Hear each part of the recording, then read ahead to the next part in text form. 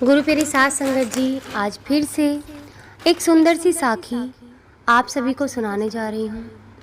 गुरु प्यारी साथ संगत जी, हम कर्ज के तले दबते चले जाते हैं। कर्ज पैसे का नहीं कह रही हूँ यहाँ, कर्ज है हम दूसरों के द्वारा किए गए कर्मों की तले दबे हुए कर्ज की बात कर रही हूँ। ये वो अच्छे कर्म हैं लोगों के जिन्होंने हमारे साथ निभाए हैं, जिन लोगों ने हमारे साथ अच्छे कर्म निभाए हैं। आज मैं उन लोगों की बात कर रही हूँ। क्या हम कभी उनका कर्ज उतार पाएंगे? ये कर्ज वही कर्ज है जो हमें बार बार जन्म लेने पर मजबूर करता है। जब तक हम इस कर्ज के तले दबे रहते हैं तब तक हमें मुक्ति नहीं मिलती। कि हम लेना तो सीखें प्रकृति से या परमात्मा के अंश आत्मा से जो मनुष्य रूपी शरीर में वास करती है, लेकिन हम इसे वापस नहीं कर पाते। वापस में क्या देते हैं किसी को? स्वार्थ, पाप और किसी को नीचे गिराना। लेकिन हम वापस में उसको वो नहीं दे पाते जो सामने वाले ने हमें दिया है।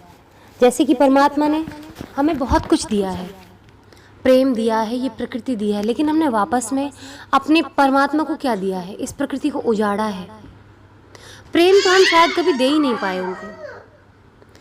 आप अपनी आत्मा से पूछिए कि क्या हम उनको प्रेम दे पाए हैं? जितना प्रेम परमात्मा ने हमें दिया है, क्या वो प्रेम हम उन्हें लौटा सके? परमात्मा ने जो भी कुछ हमें दिया है, क्या उसका एक हिस्सा भी या करोड़ों हिस्से भी कर दीजिए, आपने उस करोड़ हिस्से में से क्या एक हिस्सा भी परमात्मा को वापस किया है? नहीं। हमने ना जाने कितने अनगिनत पाप कर्म किए हैं। जो इंसान ये कहता है ना कि मैंने पाप कर्म नहीं किए हैं, अनजाने में उससे भी पाप कर्म हुए हैं। तो उनसे निपटने के लिए, उन पाप कर्मों से बाहर आने के लिए, जानबूझकर किए गए पाप कर्म की तो कोई माफ़ी है ही नहीं, लेकिन अनजाने में हुए पाप कर्म जो होते हैं उनसे कैसे छुटकारा पाया जाए।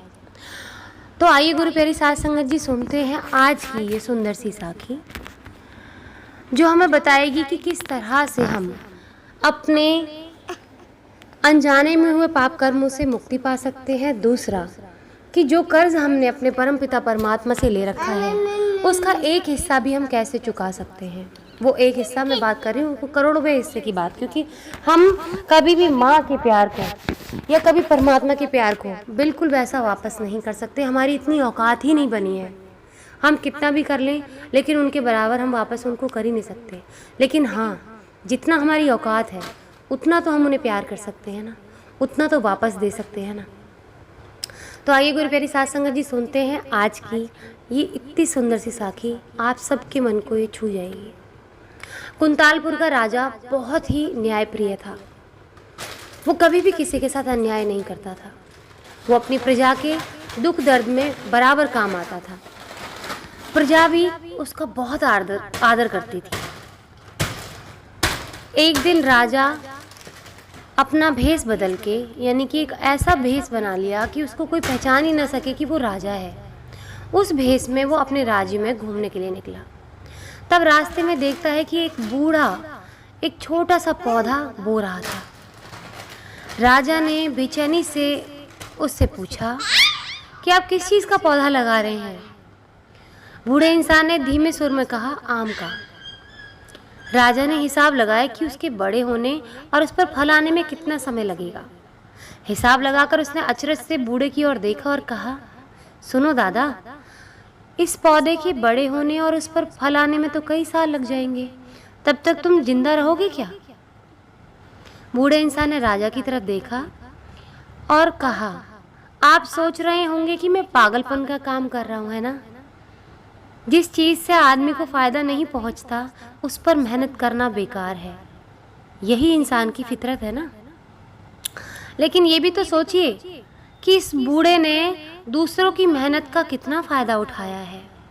दूसरे के लगाए पेड़ों के कितने फल अपनी ज़िंदगी में खाए हैं। क्या उस कर्ज को उतारने के लिए मुझे कुछ नहीं करना चाहिए?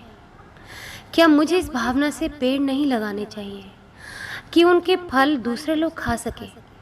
जो केवल अपने लोग के लिए, अपने लाभ के लिए ही काम करता है, वो इंसान तो स्वार्थी होता है ना। बूढ़े की इस दलील को सुनकर राजा खुश हो गए और आज उसे भी बहुत बड़ा सीख, मतलब बहुत कुछ बड़ी चीज़ सीखने को मिली ज़िंदगी में, कि मुझे ज़िंदगी में वही काम नहीं करना है जिससे मेरा फ़ायदा हो। हम इंसान ऐसे होते हैं ना, हम हमेशा वो काम करते हैं जिससे हमें फ़ायदा हो रहा हो, जिसके बदले हमें कुछ मिलता हो। और तो और प्यार भी इसी बदले में करते हैं कि हमें बदले में प्यार मिले। हमारी इतनी भी औकात नहीं कि हम ऐसा प्यार कर सकें जिसके बदले हमें कोई लालच ना हो। परमात्मा से भी नहीं कर पाता कोई इंसान ऐसा प्यार। मैं लोगों की बात नहीं कर रही हूँ। आज इंसान भगवान से भी प्यार करता है, क्यों करता है? क्योंकि वापस कुछ मिल सके। जो परमात्मा ने दिया हुआ है उसकी कदर नहीं है, बल्कि उसको लालच है इस चीज़ का कि उसकी ज़िंदगी की जो और ज़रूरतें हैं उनको वो भगवान से कैसे पूरा करवा सके। उस लालच में वो भगवान से प्यार करता है, और भगवान अगर ना देना तो वो प्यार करना छोड़ देता है। तो ये प्यार पाक तो नहीं है। पाक मतलब पवित्र नहीं है। पवित्र वही प्यार होता है जहाँ लेने की, देने की कोई लालसा ना हो, बस अपार सीमा हो प्यार की, इधर से भी और उधर से भी। गुरु मेरी साथ संगत जी, हमने आज तक प्रकृति को कुछ नहीं दिया है। हमने उजाड़ा ही अपने रहने के लिए। हमने कितने न जाने पेड़ों को काट दिया है जो प्रकृति ने हमें ऐसे ही दिए थे, मुफ्त में कह सकते हैं। हमसे कोई दाम तो मांगे नहीं थे। आप आज किसी माली से पेड़ खरीद के देखो, सुन रहे हैं ना आप? खरीद के देखो, पैसे में ही मिलता है। माली भी पेड़ मुफ्त में नहीं देता, लेकिन उस रब ने पेड़ पौधे, नदी, खाना पीना सब कुछ हमें फ्री में दिया है। और हमने क्या किया बदले में? उजाड़ा है। अरे तुम बना कर देखो एक बार, तुम्हारे पौधे को कोई, तुम फार्म हाउस बना के देखो, एक किसान का काम करके देखो। आप एक ही पौधा अपने घर में लगा के देखो, बहुत महंगा पेड़ लेकर आओ, अपनी पूंजी में से निकाल कर उसको बड़ा करो, और जब वो बड़ा हो जाए, फल देने लायक लग जाए, उसको कोई आके काट जाए, तो ज़रा सोच के देखना कितना दर्द होता है। लोग कहते हैं प्राकृतिक आपदाएं आती हैं, बाढ़ आती है, सूखा पड़ जाता है, उसके कारण आप सब हो, हम सब हैं, क्योंकि हमने तो प्रकृति का मोल किया ही नहीं कभी। अब बारिशें नहीं हुई हैं इस साल, कभी सोच के देखा है क्यों बारिशें नहीं हो रही हैं? पहले यूं ही बारिशें हो जाती थी और इतनी बारिशें होती थी कि रुकती नहीं थी, क्योंकि शायद उस समय प्रकृति की कीमत थी। उस समय लोग प्रकृति को चाहते थे। इको फ्रेंडली बोलते हैं ना लोग, उस इको फ्रेंडली का मतलब समझता है कोई?